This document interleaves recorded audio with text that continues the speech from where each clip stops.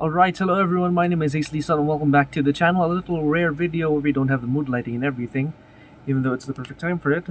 I just wanted to make a quick little video to discuss WrestleMania 40. It's happening tomorrow. Raw is done, NXT is done, SmackDown is done, Hall of Fame is done. Well, I have Stand and Deliver first, but honestly I haven't been following NXT that much, so I don't know if I'm going to be watching Stand and Deliver. But I will definitely be watching all 2 nights of WrestleMania. Sadly, one of them is a Monday, sandwiched in between some holidays, and I have school then. So, I'm going to figure out how that'll be for night 2. But for night 1, definitely going to be home and seated for that. So, I'm going to at least enjoy night 1, unabashed, unopposed, and as God intended. So, it's been a while since I've done one of these.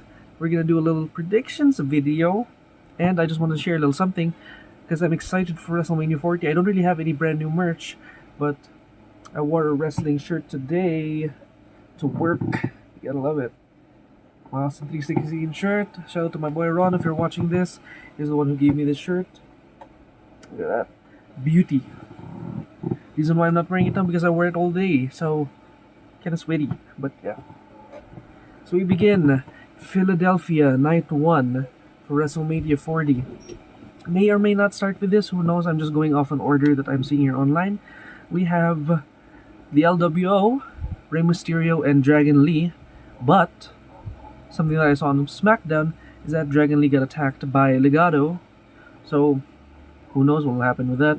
Might be Carlito as replacement, might have Dragon Lee still there, but injured, who knows. Take it on Santos Escobar of Legado del Fantasma and Dirty Dominic Mysterio of the Judgment Day.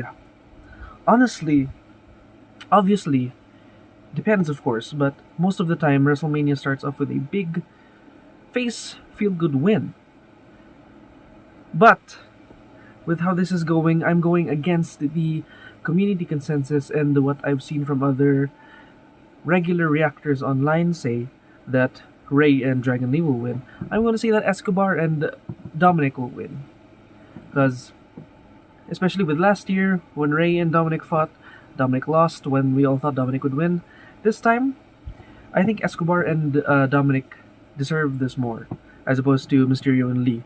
Though, if Lee is going to get on the card, he's going to show up and show out for his first WrestleMania. However, I always thought that it was going to be Carlito alongside Mysterio, but I guess they might be turning him heel or something like that, who knows, because Rey can never have friends and family with him for more than a few months. So yeah, that's my first pick, Santos and Mysterio of the dirty variety to win that one. Next, we have, maybe they'll be called the Eye of the Storm collectively, I have no idea, Bianca Belair, Naomi, and the newly debuted Jade Cargill for SmackDown will be taking on Damage Control, the configuration of Dakota Kai, and the WWE Women's Tag Team Champions, Kairi Sane and Asuka. If this is happening back to back, I doubt they would do 2 heel wins, so this might play into a little bit of thing, and obviously you'd want to give the momentum to the 2 women that just returned, being Naomi and Jade Cargill. However, Damage Control did not win last year at Mania when they fought Becky, Trish Stratus, and Lita. So I'm gonna go with my heart with this one and say the Damage Control will pick up the win. Obviously not pinning Jade Cargill, maybe Bianca Belair. I'm gonna be bold in saying that, since Bianca is the one that's established out of the 3 of them. Damage Control need a big win if they're going to keep their momentum going. If Io Sky does not win and all that good stuff, so that Damage Control can be taken as a serious threat. But that's just wishful thinking, maybe. Who knows? We'll see. Next, we have the 6-pack Tag Team Ladder Match for the undisputed WWE Tag Team Championships. We have the defending team from the Judgment Day, Damon Priest and Finn Balor, taking on the Awesome Truth, R-Truth and The Miz. Hashtag DIY, Tommaso Ciampa and Johnny Gargano. The New Day, Kofi Kingston and Xavier Woods. A-Town Down Under, Austin Theory and Grayson Waller. And New Catch Republic, Pete Dunne and Tyler Bate. Honestly, I am gutted for Pretty Deadly. I wanted them to be on the WrestleMania card. They've been relegated to the Giant Memorial Battle Royal on SmackDown, and I'm gutted for the Creed brothers. They had them go up against DIY, which was kind of a win, honestly. They could have taken on the New Day and have. I don't know, looking up at the roster, obviously the only one that would not be a real established tag team besides the New Day would be DIY, but they're technically still new on the main roster, so even though they've been tagging for years back in NXT, I don't know. I guess that's why they kept the New Day strong and all that.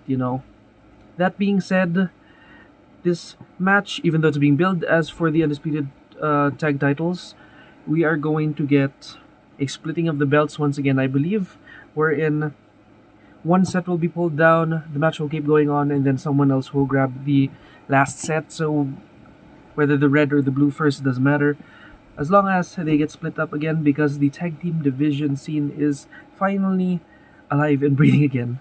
So we can have justification for not floating tag belts anymore, but one for each brand. So with this, if we are going to go off of that with the two splittings again, I will think that the Raw Tag Team Championships will be going to the Awesome Truth, R-Truth, and The Miz, while the SmackDown Tag Team Championships will be going to A Down Down Under, Austin Theory and Grayson Waller.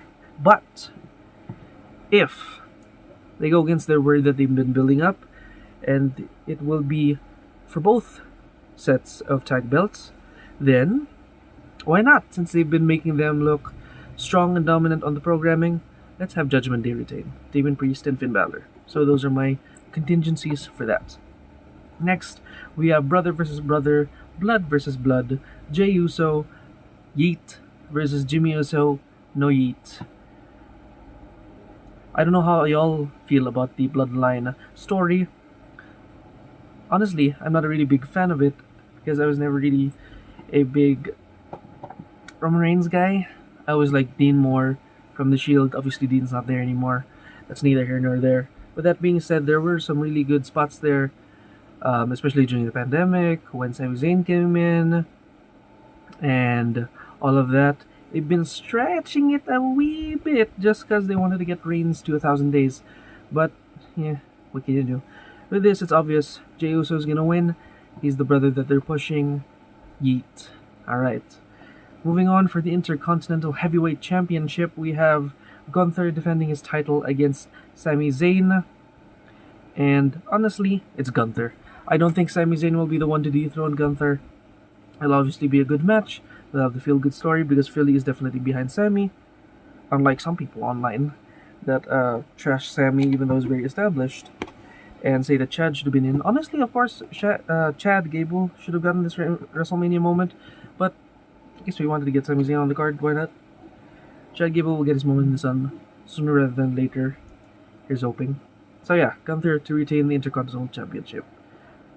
We have the co-main event for Night 1. Rhea Bloody Ripley defends her Women's World Championship against the man, Becky Lynch. And honestly, I don't see Becky beating Rhea. Rhea will retain and then continue her lengthy reign and then drop it to someone else down the line. Honestly, if I had to pick off the top of my head anyone else on the Raw roster besides Becky. Now that I mention it, actually, I don't actually know much. There isn't really a viable contender at the moment. They might bring someone up from NXT, maybe.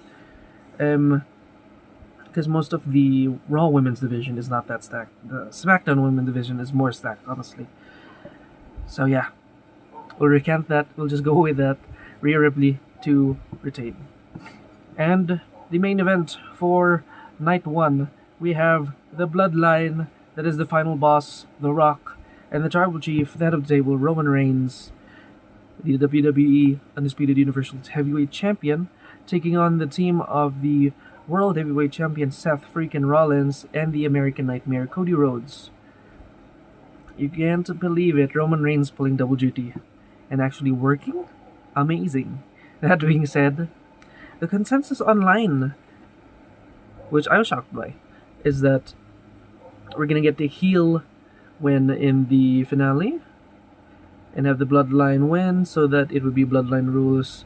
Anything goes for the main event in night 2 for the undisputed WWE Universal title.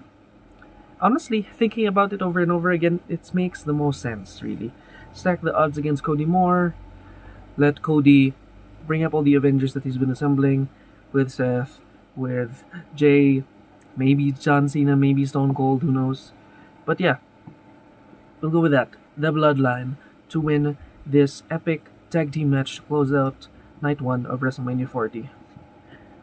So this is the known card. I don't know if they will be adding more filler in between, like they did with last year's Mania, where they had Pat McAfee wrestle a few matches, where they had Snoop Dogg wrestle a few matches, where they had Miz pull double duty as well. So yeah, we'll see what happens. But for now, night 2, Sunday for them, Monday for me, as I mentioned, school and work, whatever. This may or may not start with this match. We have The Pride, that is Bobby Lashley and the Street Profits, Montez Ford and Angelo Dawkins, taking on the Final Testament, that is Karrion Kross, and the Authors of Pain, Akam and Rezar, in a Philadelphia Street Fight 6-man tag team match. There hasn't been much going on with the Pride except with this feud. The Street Profits and the pairing have kind of been I think. I haven't been really watching the weekly product religiously as well for the main show, but from what I've seen is that they've just been really mellow with the Pride at the moment, and they've been putting their eggs more into the Final Testament, which I'm fine with because Cross deserves the push. I'm a big Cross guy, and AOP coming back with Paul Ellering as well, very deserved. I don't know why they couldn't convince Paul or pay him more, maybe back in the day, that guy, what's his name? So yeah, for this one, I'm picking the Final Testament to win the 6-man Philly Street Fights. Alright, next we have the megastar LA Knight taking on the phenomenal AJ Styles. And I'm gonna go with my heart once again on this one, LA Knight. Yeah, did not get his moment in the sun last year. No WrestleMania in LA without LA Knight. Apparently that's possible. But this time in Philly, we're gonna get it. We're gonna get that moment. And the Yaz will be raining down. Believe it. Alright. So for the United States Championship, the triple threat match, pitting the champion Logan Paul. Yes, you heard that right. If you don't follow the product, that match he has been champion since last year. Taking on Randy Orton and Kevin Owens. Honestly, I thought, with the leading up to Mania, that Knight would be the one challenging Paul, and that Randy Owens and Styles would be doing something else, honestly. But we went this way, somehow, some way, but I'm not complaining because the build to it has been exceptional. The brawls that Knight and Styles were doing were very good. The hijinks that Logan Paul has been doing against Owens and Orton has been nice as well. That being said, if we were to go with my heart, I think that Orton would win. However, I think the one to dethrone Logan Paul is the megastar LA Knight. So I'm gonna go with Logan Paul retaining on the show of shows against these two veterans of the business. Alright. For the WWE Women's Championship, we have Io Sky of Damage Control defending against former Damage Control member and leader Bayley, who is the Women's Royal Rumble winner of this year. And the build to it could have been so much better, but same with last year's build with Rhea and Charlotte, wherein it could have been the main event, but the tag team match between the Usos and Zayn and Owens became the main event. And in this one, we did not get another women's main event, but hopefully one of these days, one of these Manias will get another one so that it won't just be two women's main events to date. But that being said, since we had Rhea retain in night 1, obviously I'm fine with either of these because I love both of these women. Io Sky, her reign has been fine, could have been booked better, but it's neither here nor there. Bayley, it's been a while since she's hold gold, so why not? Let's let that momentum run high. They've been packing that build in, even though there wasn't much coherent build to begin with, sadly, for the women for this side on SmackDown. So I'm going to go with Bayley beating Io Sky to become the brand new women's champion.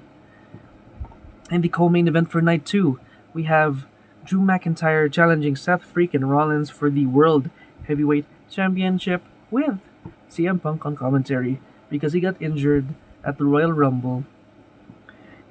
We did not get to see him in the chamber anymore. We didn't get to see him get his redemption arc because he didn't win the Rumble. And now we're waiting on him to get them triceps fixed, boy. Alright. That being said, it's gonna be a fun match, I believe it. But there is and can only be one real outcome for this, based on all the build, based on all the trash talking, based on all of the Scottish psychopathy that's been happening these past few months. Drew McIntyre will dethrone Seth freaking Rollins and become the brand new World Heavyweight Champion. And your main event to close out WrestleMania 40, Night 2. We have the undisputed WWE Universal Heavyweight Champion of the world, reigning, defending, Big Boy, Tribal Chief, Head of the Table, Big Dog, Roman Reigns, taking on the American Nightmare, Cody Rhodes. And with, from our position and prediction from Night 1, Bloodline Rules. We will see this magic happen. It will be overbooked to hell. It will be chaos. It will be carnage. There will be blood. Probably in the first night too with a tag match as well. But in the end, the story will finally be finished. The one that should have finished last year. Cody Rhodes will dethrone the top of the mountain, the head of the table, the untouchable Roman Reigns, and become the brand new WWE champion. Bold prediction though.